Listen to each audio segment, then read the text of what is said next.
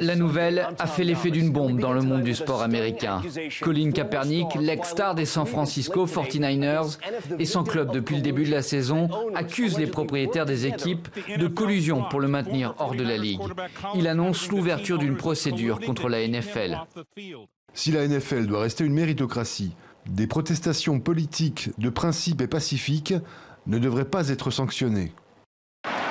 À l'origine, ce geste de boycott pendant l'hymne américain il y a un an, l'étincelle d'un mouvement de protestation contre les violences raciales et policières qui enflamme aujourd'hui encore la Ligue de football. Alors sur les plateaux de télé, les débats font rage autour du cas Kaepernick.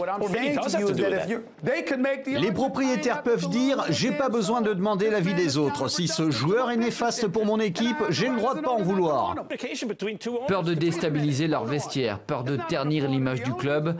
Malgré son talent et l'hécatombe de blessures chez les quarterbacks, le finaliste du Super Bowl en 2013 semble être boycotté à son tour. Voilà qui devrait réjouir le président Donald Trump, lui qui voulait virer tous les joueurs ne respectant pas le sacro-saint hymne américain. Lorsque vous faites un geste comme mettre un genou à terre, c'est un manque de respect envers notre grand hymne national, envers notre drapeau et notre pays. Et la NFL aurait dû suspendre certains de ses joueurs. Pas forcément les virer, mais les suspendre pour un match. Et s'ils recommencent, alors ce serait 2 matchs, et puis 3, et puis toute la saison. Là au moins, vous n'auriez plus personne manquant de respect envers notre pays. Le mouvement de protestation pourrait se propager aux autres ligues. Les joueurs de basket menacent de faire de même pour l'ouverture de la saison dans quelques jours.